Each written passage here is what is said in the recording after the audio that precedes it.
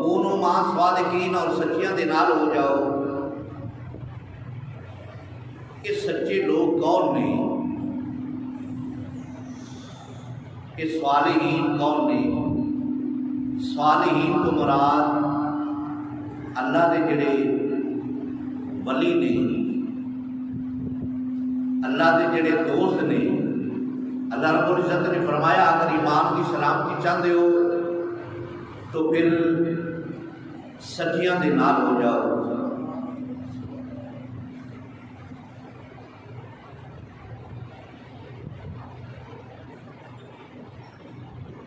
سچیاں دی سنگت اللہ رب العزت نے خود آرڈر فرمایا کہ سچیاں دے نال ہو جاؤ۔ ستیاں دا ساتھ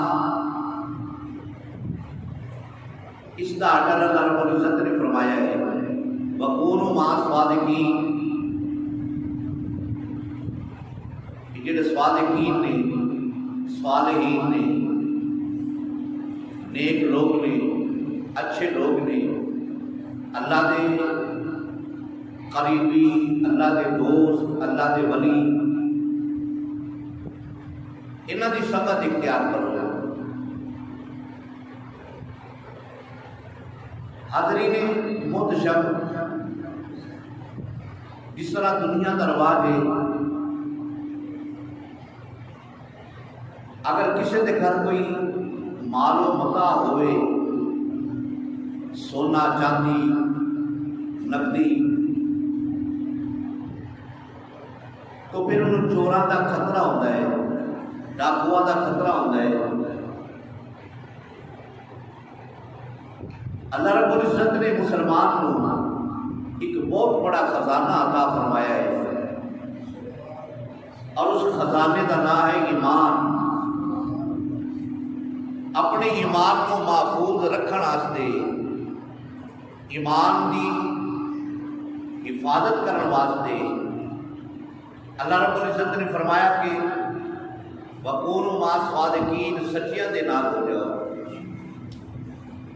سچیاں دے نال ہو جاؤ گے، تہاڈا یہ خزانہ، یہ دولت، یہ نعمت محفوظ ہو جائے گی۔ اور خزانے دا ڈاکو جڑا ہے، چور جڑا ہے، ان الشیطان للانسان عدو مبین، انسان دا کھلا دشمن شیطان ہے، وہ ڈاکو ہے، جگہ جگہ تے رستیاں دے اندر خیمہ زن ہو کے بیٹھ جاتا ہے۔ اگر کوئی نماز پڑھنا آ رہی ہے، نماز تو لیٹ کرے گا، کوئی جمعہ پڑھنا آ رہی ہے، جمعے تو لیٹ کرے گا، اندر دل کو اور خیالات پاس چھڑے گا، کدی وہ دفتر کا بہانہ بنا لے گا، کدی دکان کا بہانہ بنا لے گا، کہ کدی کوئی اور کسی کام کا بہانہ بنا لے گا، بہانے نال اس نے روکے گا کہ ایک کسی وجہ نال نماز تو لیٹ ہو جائے، نماز نکل جائے، جمعہ نکل جائے، جماعت نکل جائے، اور ایمان کے اندر اور کافی وسوسے ڈالے گا۔ اللہ رب العزت نے فرمایا اگر تسی بچنا چاہتے ہو، اس ڈاکو دے ڈاکے کو بچنا چاہتے ہو، وَكُونُوا مَعَ الصَّادِقِينَ، سچیاں دے ساتھ نال ہو جاؤ۔ اللہ اکبر، اللہ اکبر۔ لوگ تے ولیاں دے دربار تے جان تو روک دے نے، انہاں دی زیارت تو روک دے نے، انہاں نوں سلام کرن تو روک دے نے، لیکن رب کعبہ فرما رہی ہے اگر ایمان کی سلامتی چاہتے ہو، جڑے میرے دوست نے، جڑے میرے قریبی نے، انہاں دے نال ہو جاؤ۔ وَكُونُوا مَعَ الصَّادِقِينَ، انہاں دی سنگت اختیار کر لو۔